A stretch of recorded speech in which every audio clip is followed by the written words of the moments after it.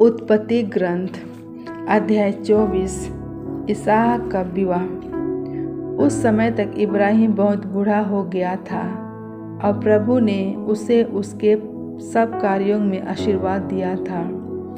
इब्राहिम ने अपने सबसे पुराने नौकर से, जो उसकी समस्त संपत्ति का प्रबंध करता था, कहा, अपना हाथ मेरे जांघ के नीचे रखो और आकाश तथा पृथ्वी के ईश्वर की शपथ लेकर मुझे वचन दो कि जिन कनानियों के बीच मैं रहता हूँ, उनकी कन्याओं में से किसी को भी मेरे पुत्र की पत्नी नहीं बनाओगे, बल्कि मेरे देश और मेरे संबंधियों के पास जाओगी और वहाँ मेरे पुत्र इसहाक के लिए पत्नी चुनोगी।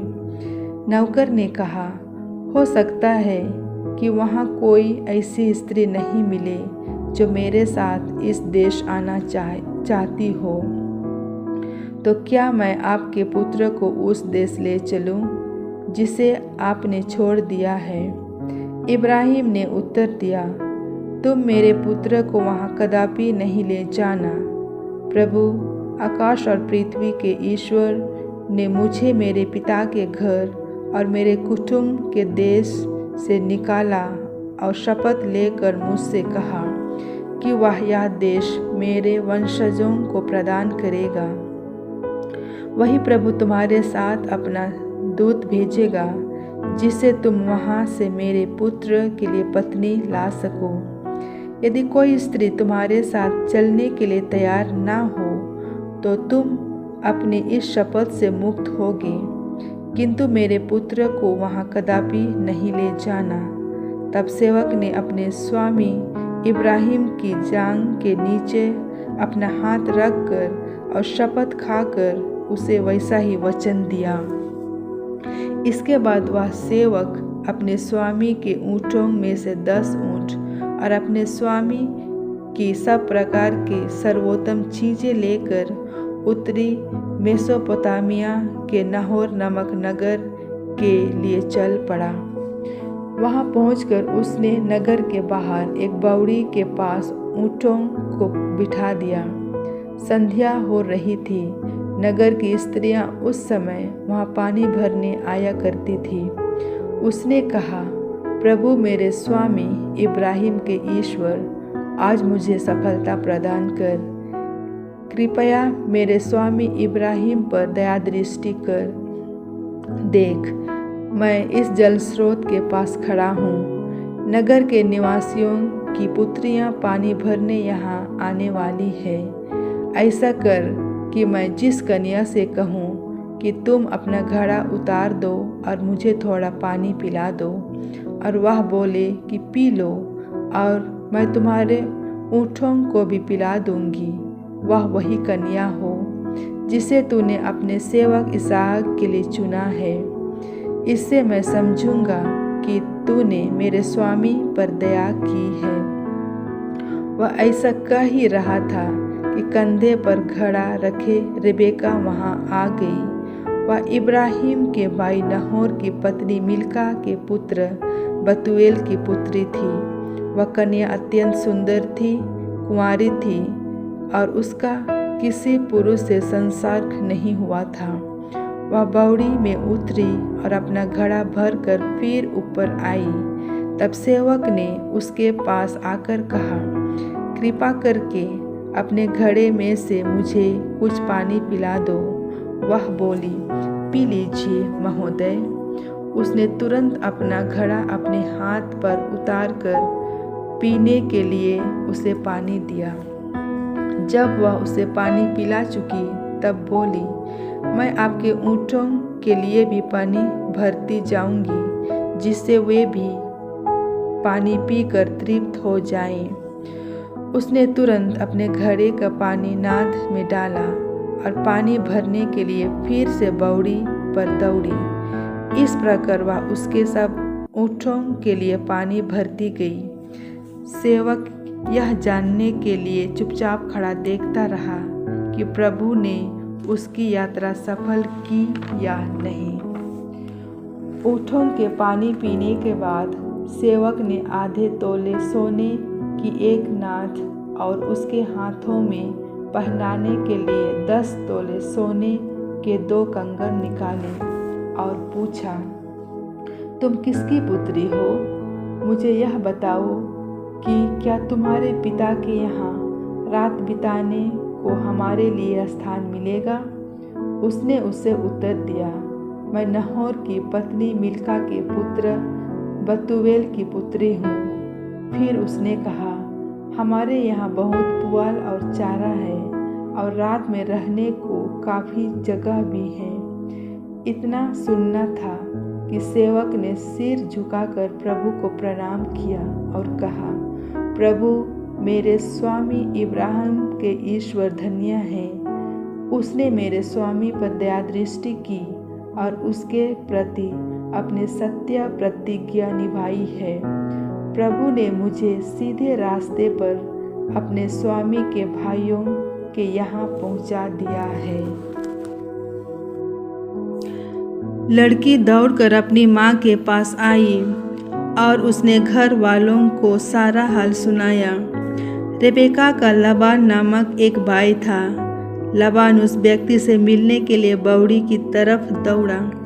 ज्यों ही उसने नाथ और अपनी बहन के हाथों में कंगन देखे और अपनी बहन रेबेका को यह बताते हुए सुना कि उस व्यक्ति ने उसे क्या कहा है, तो वह उस व्यक्ति के पास गया। वह अभी तक बौड़ी पर अपने ऊँटों के पास ही खड़ा था। उसने कहा, प्रभु का तुम पर अनुग्रह है। तुम बाहर क्यों खड़े हो? मैंने तुम्हारे रहने का प्रबंध और ऊँटों के लिए भी स्थान तैयार किया है। इस प्रकार वह सेवक उस घर में आया। लबान ने ऊँटों को खोलकर उनके लिए पुआल चारा निकाला। फिर वह पानी लाया जिससे वह और उसके साथी अपने पैर धो सके। जब उसे भोजन परोसा गया तो उसने कहा, जब तक मैं अपना संदेश ना सुना लूँगा तब तक मैं भोजन नहीं करूँगा। लबान ने कहा, तो कहो। तब उसने कहना आरंभ किया, मैं इब्राहिम का सेवक हूँ। प्रभु ने मेरे स्वामी को इतना आशीर्वाद दिया कि वे बहुत धनी हो गए हैं। उसने उन्हें भेड़ बकरी, गाय बैल, चांदी सोना, दास दासी, ऊँट और गधे दिए हैं। मेरे स्वामी की पत्नी सारा के उसकी वृद्ध अवस्था में एक पुत्र हुआ और उसने अपना सब कुछ उसके सुपुर्द कर दिया है। मेरे स्वामी ने मुझे यह शपथ खिलाई कि मैं जिन कनानियों के देश में रहता हूँ उनकी कन्याओं में से किसी के साथ मेरे पुत्र का विवाह नहीं कराना, बल्कि मेरे पिता के घर और मेरे कुटुंब वालों के पास जाकर वहीं से मेरे पुत्र के लिए एक पत्नी लाना। मैंने अपने स्वामी से कहा कि शायद वह स्त्री मेरे साथ आने के लिए राजी नहीं होगी। इस पर उन्होंने मुझसे कहा, प्रभु जिसका मैं भक्त हूँ वही अपने दूत को तुम्हारे साथ भेजकर तुम्हारी यात्रा सफल करेगा। इसलिए तुम मेरे कुल और मेरे पितृगृह में से मेरे पुत्र के लिए एक पत्नी ला सकोगे। परंतु जब तुम मेरे कुटुंब वालों के पास जाओगे और वे तुम्हें कोई कन्या नहीं देंगे तो तुम अपनी शपथ से मुक्त हो जाओगे। ऐसी बात होने पर ही तुम अपनी इस शपथ से मुक्त होगे। इसलिए मैं आज बौड़ी के पास आया और मैंने इस प्रकार प्रार्थना की, प्रभु मेरे स्वामी इब्राहिम के ईश्वर, मेरी इस यात्रा को सफल कर देख। मैं अब इस बावड़ी के पास खड़ा हूँ। अब यदि कोई कन्या पानी भरने यहाँ आए और मैं उससे कहूँ कि अपने घड़े में से मुझे कुछ पानी पिला दो और वह मुझसे यह कहे कि पी लो और मैं तुम्हारे ऊँटों के लिए भी पानी भरूँगी, तो वह वही कन्या होगी जिसे प्रभु ने मेरे स्वामी के पुत्र की पत्नी बनने के लिए चुना है।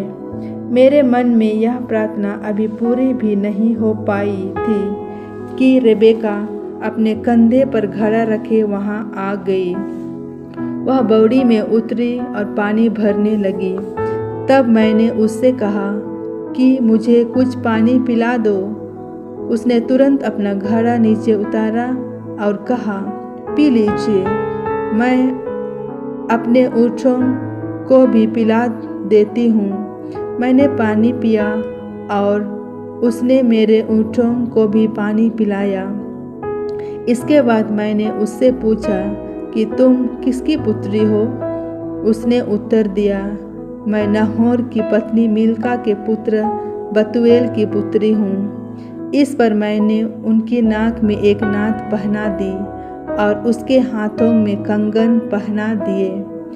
मैंने झुककर प्रभु को प्रणाम किया और प्रभु को अपने स्वामी इब्राहिम के ईश्वर को धन्यवाद दिया, क्योंकि उसने मुझे सही मार्ग से यहाँ पहुँचा दिया, जिससे मैं उसके कुटुंबी की पुत्री को अपनी स्वामी के पुत्र की पत्नी के रूप में प्राप्त करूं।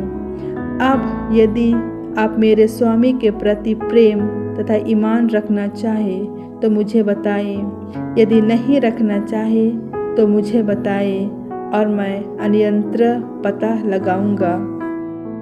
लबान और बतूएल ने उत्तर दिया, इसमें प्रभु का हाथ है, हम इसमें हस्तक्षेप नहीं कर सकते।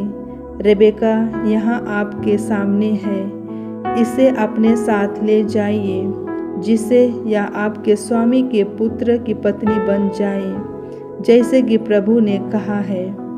जब इब्राहिम के सेवक ने उनके ये शब्द सुने तो उसने पृथ्वी पर सिर नमाकर प्रभु को दंडवत किया। इसके बाद उस सेवक ने चांदी सोने के आभूषण और वस्त्र निकाले और उन्हें रेबेका को भेंट में दिया। उसने उसके भाई और माँ को भी बहुमूल्य भेंट दी। उसने और उसके साथियों ने भोजन किया और वहीं रात बिताई। दूसरे दिन सुबह उठकर उसने कहा, आप मुझे अपने स्वामी के यहाँ जाने की अनुमति दीजिए। इस पर रेबेका के भाई और उसकी माँ ने कहा, लड़की कुछ दिन तक 10 दिन तक हमारे पास रह जाए, इसके बाद वह चली जाएगी। परंतु उसने यह उत्तर दिया, जब प्रभु ने मेरी यात्रा सफल कर दी है तो मुझे मत रोकिए, मुझे विदा कीजिए, जिससे मैं अपने स्वामी के पास लौट जाऊं। उन्होंने कहा, हम लड़की को बुलाकर उसी से पूछ लें। उन्होंने रेबेका को बुलाकर उससे कहा, क्या तुम इस मनुष्य के साथ जाने को तैयार हो? वह बोली, जी हाँ, जाऊंगी। इस पर उन्होंने उसकी धाय के साथ अपनी बहन रेबेका को इब्राहिम के सेवक और उसके परिजनों के साथ जाने दिया। उन्होंने यह कहते हुए रेबेका को आशीर्वाद दिया, हमारी बहन, तुम हजारों क्या लाखों में माता बन जाओ। तुम्हारी वंश और शत्रुओं के नगरों पर अधिकार करें। रेबेका और उसकी दासियां ऊँटों पर चढ़कर उस मनुष्य के साथ चली गई। इस प्रकार इब्राहिम का सेवक रेबेका को साथ लेकर चल गया। इसहाक लाए रोई नामक कुएं से लौटा था, क्योंकि उस समय वह नेगेव प्रदेश में रहता था। इसहाक संध्या समय खेत में टहलने गया और उसने आँखों उठाकर ऊँटों को आते देखा। रेबेका ने भी आँखें उठाकर इसहाक को देखा। उसने ऊँट से उतरा कर सेवक से कहा, जो मनुष्य खेत में हमारी ओर आ रहा है वह कौन है? सेवक ने उत्तर दिया, वह मेरी स्वामी है। इस पर उसने पल्ले और अपना सिर ढक लिया। सेवक ने इसहाक को बताया कि उसने क्या क्या किया है। इसहाक रेबेका को अपने माता सारा के तंबू में लाया। उसने उसके साथ विवाह किया और वह उसकी पत्नी बन गई। इसहाक रेबेका को प्यार करता था और उसे अपनी माता सारा के देहांत के बाद सांत्वना मिली।